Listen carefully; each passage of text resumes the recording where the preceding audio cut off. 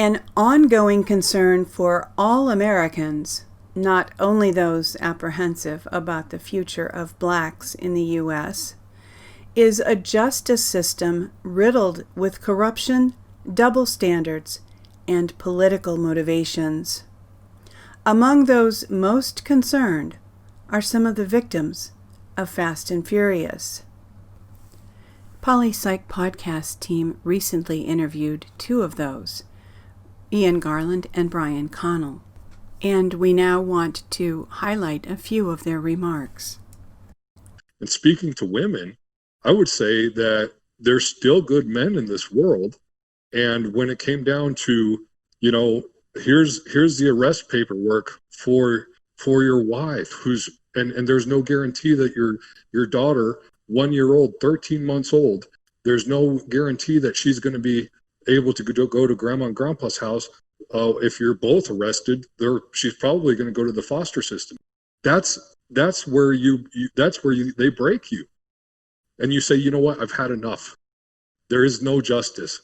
Because the entire time Ian was saying, I'm going to go to trial, and you're going to find out. I will present evidence.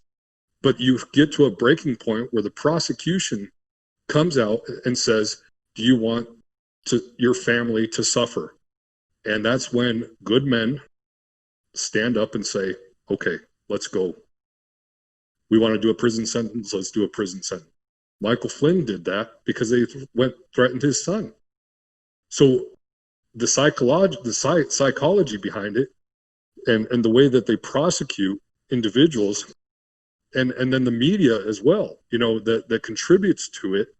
They didn't say that a guy that was caught with two baggies and it's his second or third offense, now it's a federal offense. They say, oh, we caught a drug dealer. So you think that this drug dealer has a home in the Hamptons? You think that he's got the mansion down in Miami?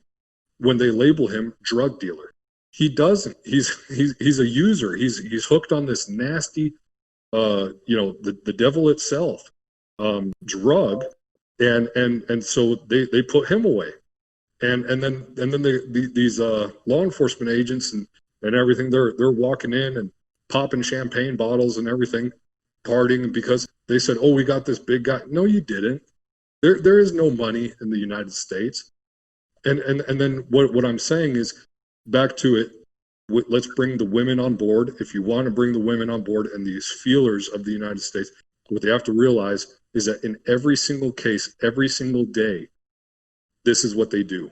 They go after your loved ones. They go after what they find out what you are on a psychological level, and then they hurt you, and that's what they get you to break on. That's how 98, 99% conviction ratings happen. One day, my public pretender came to me and said, will you testify for the police officer's wife?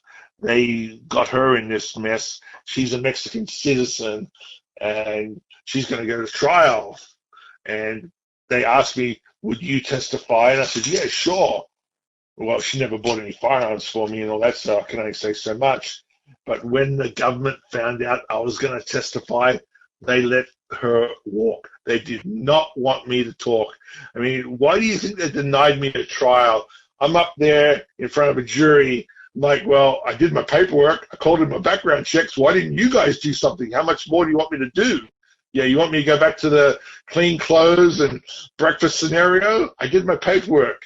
They passed. It's up to you guys to do anything else if there's a problem. They didn't tell me they're going to misuse them. So why am I here? Yeah, where would that have gone? I mean, if I was on the jury hearing that, I'm like, well, what did the guy actually do wrong?